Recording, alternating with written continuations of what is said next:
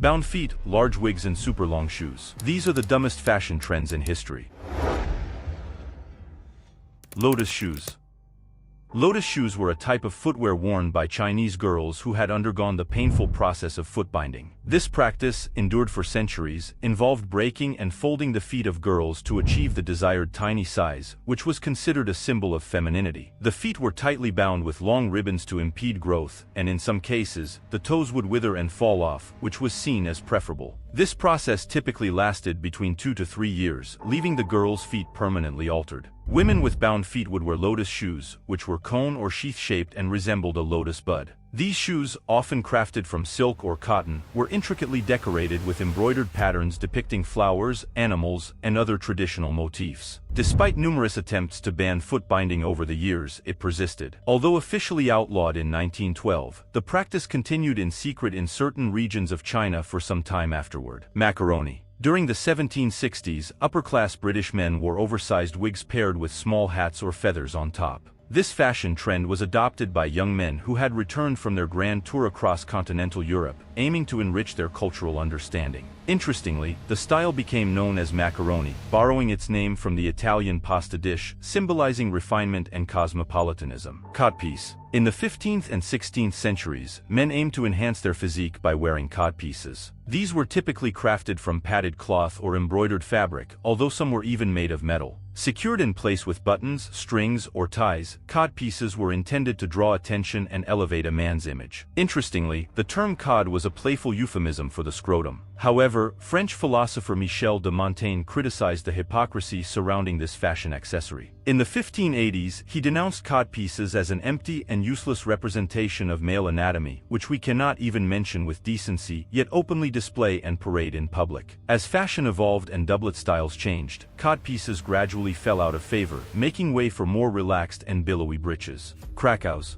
In the late 14th century, a footwear marvel known as the Polaine or Krakow shoe captivated men throughout Europe. Originating from Krakow, Poland, these remarkably elongated shoes were introduced to England by Polish nobility. Upon gracing the courts, they sparked a fashion frenzy, despite their extreme lengths ranging from 6 to 24 inches. The length of the shoe served as a swift indicator of social standing, with longer shoes signifying higher status. Some wearers even adorned their Krakow shoes with chains, linking them from the toe to the knee to aid in walking. At times, the toes were stuffed with material for added support. However, these extravagant shoes faced criticism from conservative circles and church leaders, who disparaged them as devil's fingers, denouncing them as ridiculous, vain, and perilous. Panniers. In the 17th and 18th centuries, panniers, derived from the French word pannier meaning basket, were all the rage. These structured petticoats extended the width of skirts and dresses, protruding prominently on either side of the waistline. Panniers came in various sizes and were crafted from materials like whalebone, wood, metal, and sometimes reeds.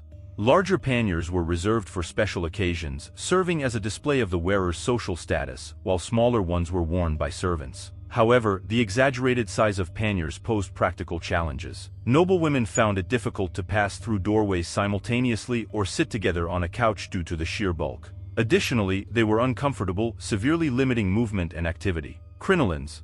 The crinolin or hoop skirt was a fashion innovation that dramatically enhanced the volume of skirts during the 1800s. Initially crafted from linen stiffened with horsehair, crinolins evolved with the introduction of steel cage structures, providing the same voluminous silhouette without the added heat and bulk of traditional petticoats. Despite their fashionable appeal, crinolins posed risks. In 1858, tragedy struck when a young woman in Boston perished after her expansive skirt caught fire from embers in her parlor fireplace. This incident was one of 19 similar fatalities within a 2-month period, highlighting the dangers associated with these unwieldy garments. Stiff starched collars. In the 19th century, detachable collars were a popular fashion accessory, but they harbored a deadly risk. Starched to the point of extreme stiffness and fastened with a single or pair of studs, these collars had the potential to inadvertently strangle a man, especially if he fell asleep or passed out while intoxicated. The pointed corners of the collar presented another perilous hazard. A man in St. Louis experienced this danger firsthand when he stumbled in the street, causing the sharp corners of his collar to pierce his throat, resulting in 2 ugly gashes. These collars earned the ominous nickname, the Father Killer, due to their lethal nature. Corsets.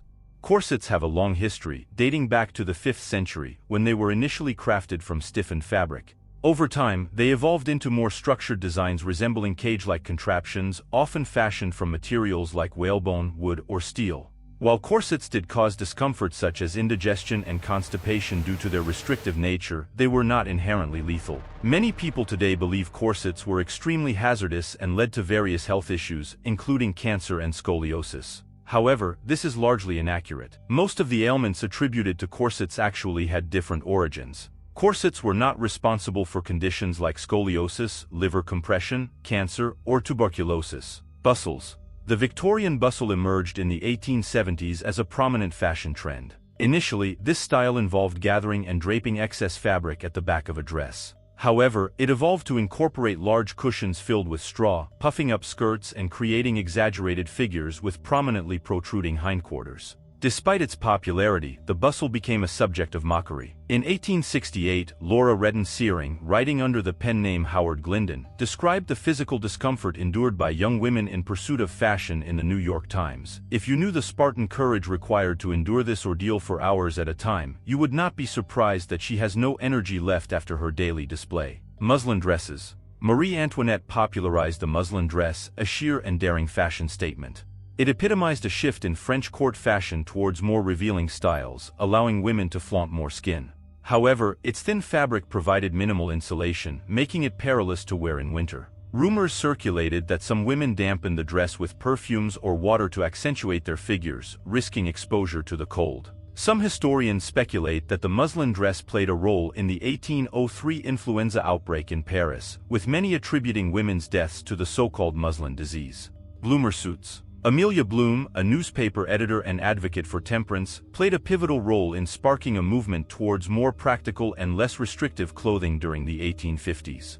Through her temperance newspaper, The Lily, Bloom collaborated with writer and activist Elizabeth Smith Miller to introduce the bloomer suit. This attire featured trousers beneath a knee-length skirt paired with a vest, and it quickly gained popularity among temperance advocates and like-minded women, creating a significant stir. However, women who embraced the bloomer suit often faced harassment, as the outfit was considered scandalous. Critics in the press and society argued that it stripped women of their mystique by revealing too much. Despite this backlash, the bloomer suit left a lasting impact on fashion before eventually fading into obscurity. Blouses. During the 12th century, both European men and women adorned themselves in an elaborate attire known as the blouse. Originating from the Old French with roots in Germanic languages, this term serves as the precursor to the modern blouse. One of the blouse's distinguishing characteristics was its floor-length sleeves, which added a dramatic flair but probably impeded movement. While wool was the most common fabric used, silk also enjoyed popularity.